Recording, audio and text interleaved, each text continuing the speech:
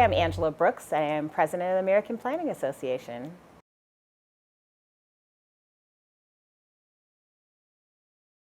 So my kind of roles to APA leadership, or how I started in APA leadership was I was really involved in both the Planning and Black Community Division and Housing and Community Development Division. And prior to my even being on the board the first time, I was vice chair of the Housing and Community Development Division, and Mitzi Barker saw my bio and she's like, I really want to get a houser involved in APA leadership nationally. And she was on the nominating committee and she reached out to me because prior to that time I hadn't thought about it. I mean, it wasn't like a bucket list item, never considered it. And so I ran for the board the first time. I didn't win my second time I ran for that same seat. And then I was chair of Housing and Community Development Division. So when it was time to run again for the board, I ran, and then again was on the board, but still hadn't thought about running for APA president. But the nominating committee reached out to me, and I was like, okay, I'll try. I didn't think I would win. It really, for me, was just a matter of I feel like I've benefited a lot from being a member of APA. It's a way of giving back, but definitely wasn't something I had set out to do. People will hear me say over and over again, like, I'm still in denial that this is happening or this has happened, but super excited to start on this journey.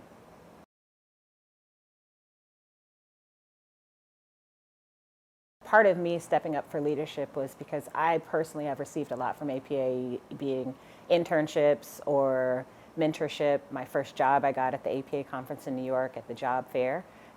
So for me, it's to whom much is given, much is required.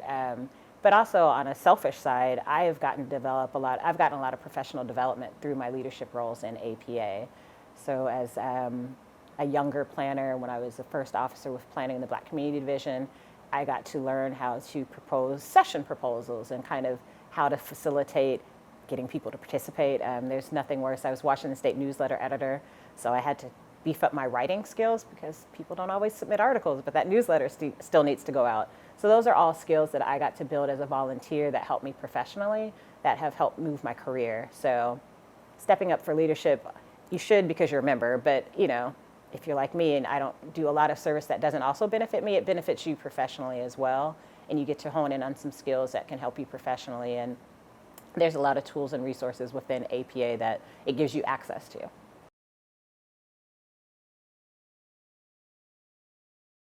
Part of the reason I entered planning, because I think about what is the thing that impacts the communities I live in most, and it's pretty much land use decisions. So I think advocating for the things that make sense, I think it's important for planners because we have an expertise that many politicians don't have, that they can learn from and can help really drive some of the decisions that they're making based on our expertise. And so the reason I personally do it, I enjoy working with politicians, particularly on the local level, who really are looking for people who have our expertise to help them make some core decisions. Certainly, we have a TIF advisory district in my ward, and I'm not on that, but I participate in their meetings sometimes when there's something I have a huge opinion about, and I can come from it not just from an emotional neighbor perspective, but from a professional perspective as well. So, advocating for making better communities.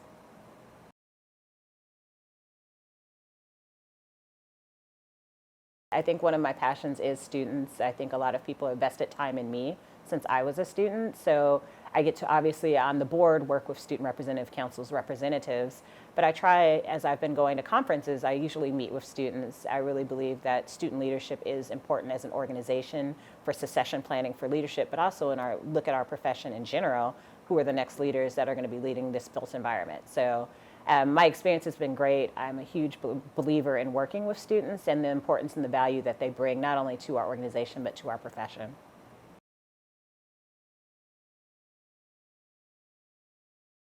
My first job in Chicago, I was the Associate Director of Real Estate for Heartland Housing, which is part of the Heartland Alliance, which is one of the largest nonprofits in Chicago, and that was working in real estate development. I realized very quickly that development is super important, but I'm not necessarily super passionate about looking at real estate performance and underwriting.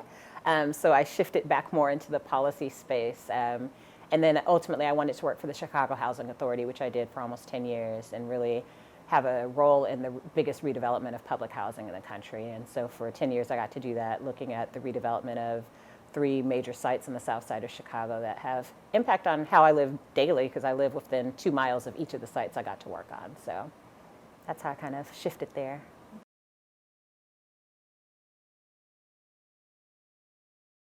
One of the things I love most about APA now is the work that we are doing around zoning reform, because it has a huge impact on the work that I've done professionally for the last 20 years.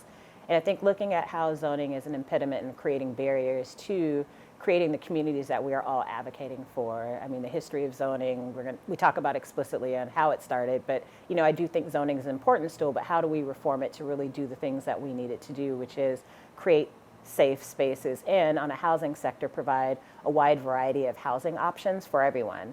There are still communities out there that I've worked in over the years that have huge minimum lot size requirements, which we know is an impediment to housing choices. And I think we're at a point now where it's very clear we're underproduced throughout this country, but we have to have housing options for all, and that could look different in every community. So I think the important part of zoning reform, that it has to be different for each community, but we have to think about how do we increase options for everyone to create the type of housing that makes sense for them.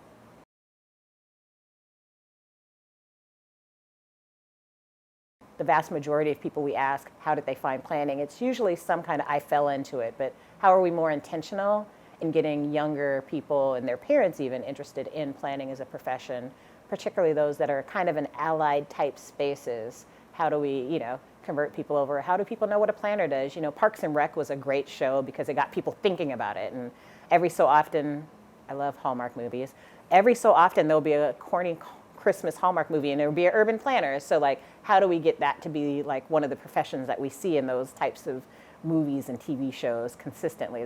Because frankly, that is how people learn about our field, or any field, a lot of the time.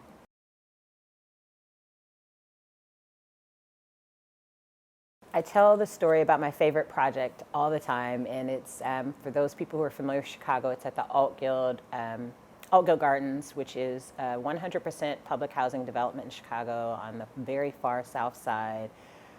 1,500 units, over 120 acres of land, which scale is hard to imagine. Me moving here from Seattle, there's no public housing development of that scale. It's actually the same size as my first city I worked for.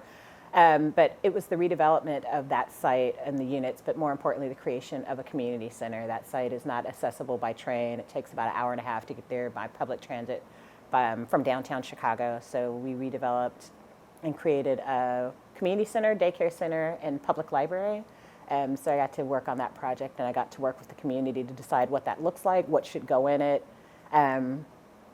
Probably the most that'll probably be the fundamental thing that I will talk about for my career. I'm good after that. I could retire tomorrow if I could afford it after I did that project.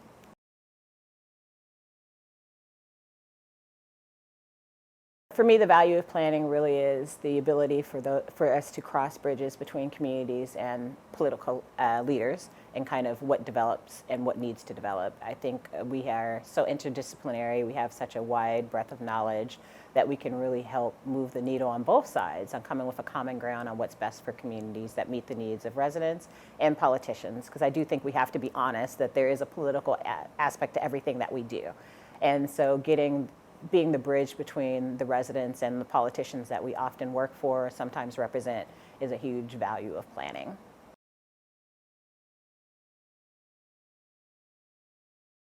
I can give you two. So personally, my maternal grandmother inspires me. My grandmother was my biggest cheerleader. She died when I was a sophomore in college. I lost my mom really young, so her mother was a really impactful person in my life. But my grandmother went to college in 1920 before, people of any race went to college, but certainly not black women. So, whenever I felt like I couldn't do anymore, I'm like, man, this lady went to college long before anybody else, and she pushed through in a segregated system. She taught through the integration of the school system in Eden, North Carolina, so she's always been my biggest inspiration. And having gone to Jackson State, Fannie Lou Hamer by far is probably the most inspirational person I found in the work that she did to get people registered to vote.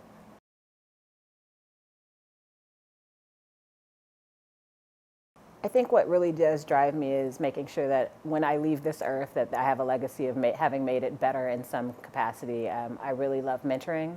I really think that I have a role in making sure the next generation behind me is doing better than I did. And so I think when I think about the things that I'd want to most represent my legacy, it's having made the world better, even if it's just for one person.